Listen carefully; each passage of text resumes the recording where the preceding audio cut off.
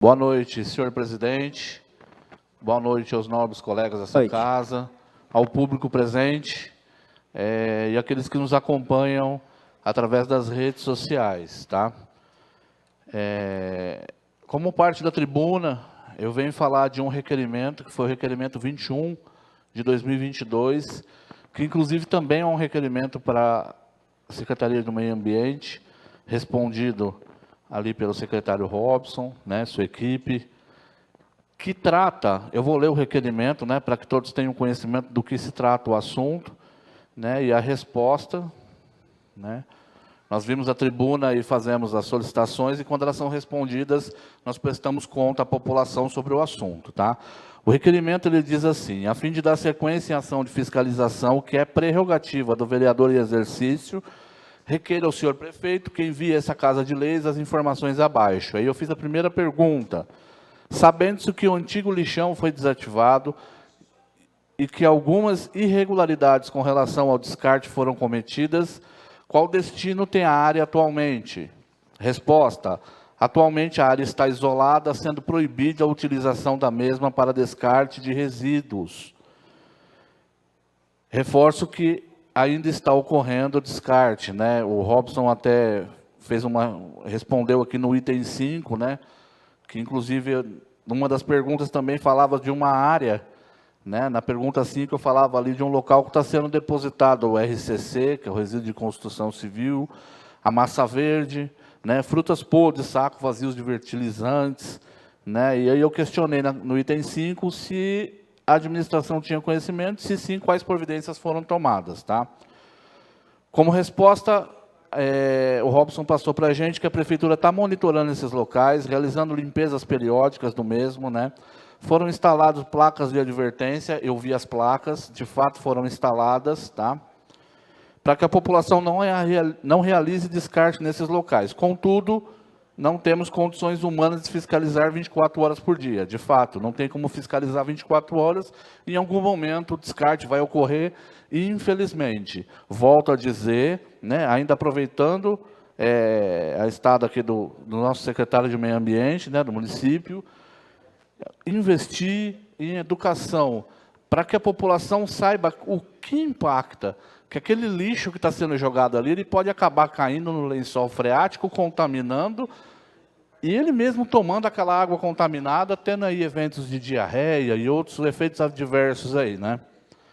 Então, que se invista em educação ambiental, né? A cidade precisa, de fato, de uma mudança na mentalidade, entender a importância, né, de realizar os descartes em área adequada, né? Alguns materiais eles são altamente contaminantes, né? Quando eu estive nesse local, eu vi que havia uma quantidade grande de pilhas, né? E essas pilhas elas contêm chumbo e outras substâncias que são altamente contaminantes no solo, inclusive cancerígenas.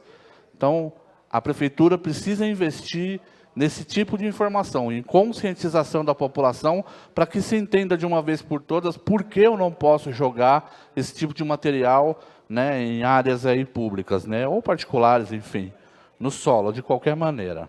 Tá? Na pergunta 2, eu questionei se o município possuía área com o objetivo de receber resíduos da construção civil, o chamado RCC. Resposta: atualmente não possuímos área licenciada para receber o RCC. Mas também houve a resposta por parte da prefeitura, que já está sendo orçado, né, estudado a área para fazer ali o gerenciamento de resíduos, né, que inclusive vai cobrir a questão das coletas, né, seletivas, da área ali de coleta de ecopontos, né, Robson? Tá certo. Na pergunta 3, em caso de resposta negativa na pergunta 2, qual o planejamento? O planejamento é justamente esse. A Secretaria de Obras e Serviços Públicos, em conjunto com a Secretaria Municipal de Agricultura, Abastecimento e Meio Ambiente, está estudando e orçando a possibilidade de implantação de um centro de gerenciamento de resíduos, onde todos os resíduos serão recebidos, separados e destinados da forma correta. O que acontece? Nós, quando usamos essa tribuna e fazemos questionamentos, às vezes críticas, às vezes de forma mais dura, né? Nós buscamos resposta da administração. E essa aqui é uma resposta da administração. É isso que nós queremos da administração. Quando nós perguntamos, olha, o que está sendo feito? É inadmissível, né, de uma equipe que tem competência, a resposta de não estamos fazendo nada. Né? Então, é isso que nós esperamos. Está sendo criado lá um centro de gerenciamento de resíduos, para organizar essa questão que é terrível dentro do município de Jardinópolis. Resíduos de construção civil espalhados por vias públicas todo o tempo, onde a gente passa. E muitas vezes a população carente, criou-se uma lei, né, obrigando a população a contratar caçamba, mas não pensou na população carente, que não tem dinheiro para comprar caçamba. E aí essa população vai colocar o resíduo onde? Né? Então, a gente precisa, com certeza, estudar essas questões para que toda a população seja amparada e o município também não sofra com essas situações. Tá?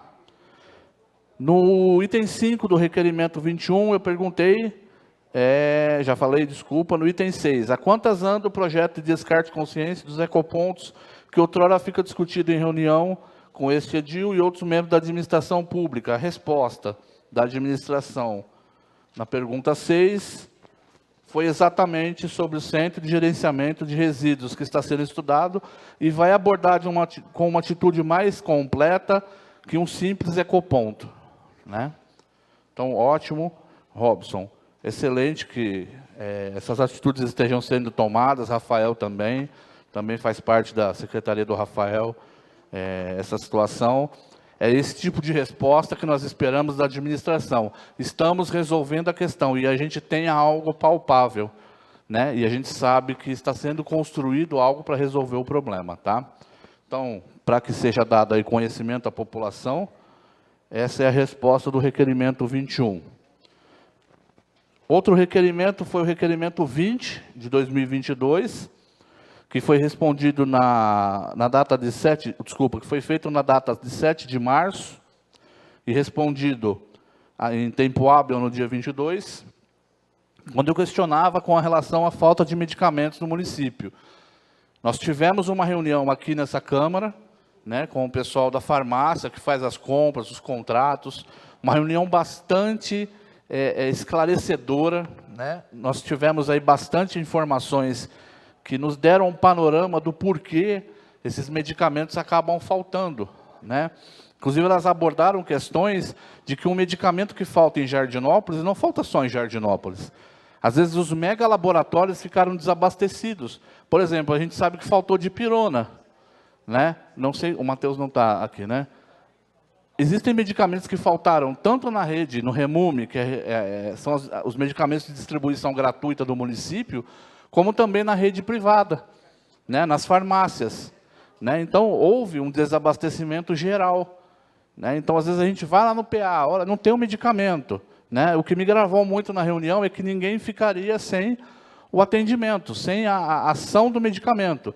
Embora não houvesse ali a dipirona numa das suas apresentações, comprimido, líquido ou qualquer outro tipo, o pronto atendimento faz um injetável.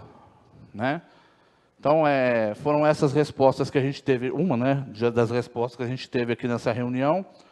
O requerimento 20 diz assim: a fim de dar satisfações à população quanto à falta de medicamentos reportada em diversas ocasiões a este edil por munícipes que diariamente nos procuram, e com o intuito de dar ampla divulgação para que eles tenham conhecimento do que tem de fato na rede para fornecimento e o que está em falta, requeira ao senhor prefeito que envie essa Casa de Leis as seguintes informações que seguem. E aí eu perguntei: da lista de medicamentos fornecidos aos usuários da rede pública do município de forma gratuita, quais estão faltando? Da lista de medicamentos da pergunta 1, por quais motivos não estão sendo fornecidos? Terceira, qual medida está sendo tomada para sanar a falta desses medicamentos? Quarta, por qual período esses medicamentos deixaram de ser fornecidos? Né? Então, a resposta que nos chegou, né? Eu vou falar uma lista de medicamentos aqui, do que nos foi fornecida pela Rosiane, né? Que é a coordenadora da assistência farmacêutica municipal, mas muito provavelmente esses medicamentos já foram repostos, alguns deles. Né? Há um trabalho muito interessante que eles fazem, eles têm um grupo, né, desses coordenadores, eles acabam trocando medicamento entre os municípios, para que nenhum fique sem atendimento. E às vezes você vai lá na farmácia e fala, olha, não tem esse medicamento. Aí vai outra pessoa, vai e pega esse medicamento. Por quê? Porque eles restringem, às vezes, esse medicamento para atender alguém que o uso daquele medicamento seja vital. Quando, na verdade, o outro que teve o medicamento negado, existe uma alternativa. Para ele não seria vital o uso do medicamento. Então, eles fazem um trabalho bastante minucioso, achei muito bom, né? Muito boa a reunião, Caio participou também, Fofo participou também. Gustavo, você estava, né? O Gu também estava, Dalva? A Dalva não, né? Enfim, foi bastante esclarecedora a reunião, né? E a gente observa aí que a coordenação da assistência farmacêutica municipal desenvolve um trabalho que vai além daquilo que a gente consegue enxergar, tá? Como resposta do motivo da ruptura de estoque, chama-se ruptura, quando o medicamento falta na rede, diz aqui que todas as faltas são devido à pendência de entrega dos vencedores da licitação com comprovação de falta em estoque nos respectivos fabricantes. É aquilo que eu estava dizendo. Às vezes falta medicamento nos mega laboratórios, aqueles que distribuem de forma massiva. Se eles não têm, automaticamente toda a cadeia de distribuição, privada ou pública, acaba falhando e acontece a chamada ruptura, né? Há um novo processo licitatório em andamento, que foi enviado para o Departamento de Licitações e Compras em 26 de novembro, que ainda não foi finalizado. Eu estou falando de uma resposta de 22 de março. Até 22 de março não havia sido finalizado esse processo licitatório. No momento, estamos verificando a possibilidade de uma compra emergencial via dispensa de licitação, né? Então, ela fala aqui do alopurinol, da aminofilina, da escopolamina, do ibuprofeno, loratadina, metformina, miconazol, prednisolona, simvastatina, clopidogrel, simeticona.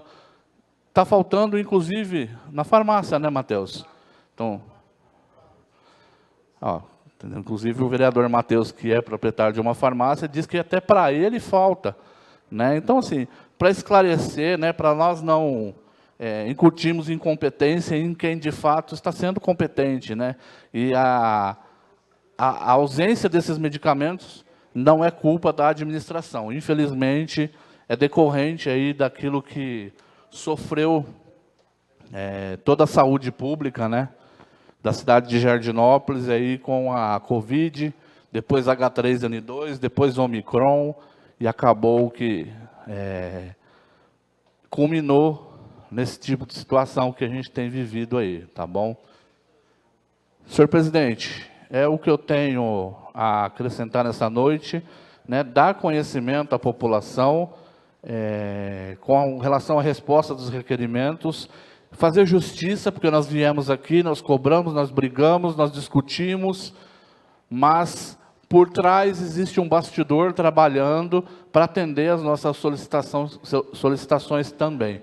Tá bom? Vereador Leandro, à vontade, só aproveitando que o vereador mencionou a reunião realizada com a equipe da saúde em relação à assistência farmacêutica, eu queria reforçar, foi uma reunião muito produtiva, né, esclarecedora, onde foram trazidos alguns dados, o funcionamento do financiamento, né, da assistência farmacêutica, foi muito importante, onde nós também levamos, né, trouxemos, na verdade, os questionamentos, né, os problemas, as dúvidas que a população sempre nos procura.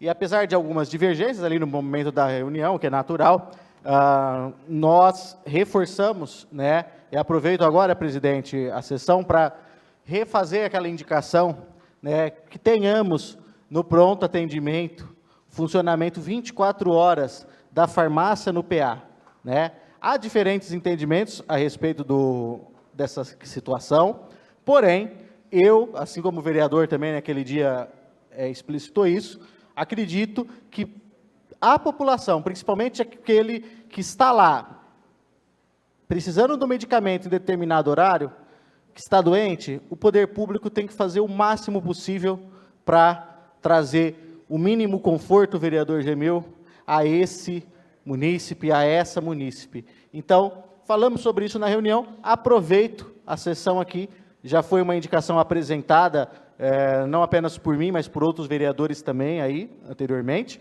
para que apresentemos novamente essa indicação, para que tenhamos uma farmácia municipal, pelo menos, funcionando em regime de plantão para atender essa população. Obrigado, vereador Caio. Senhor presidente, dessa maneira encerro a minha participação Obrigado, em tribuna vereador. nessa noite.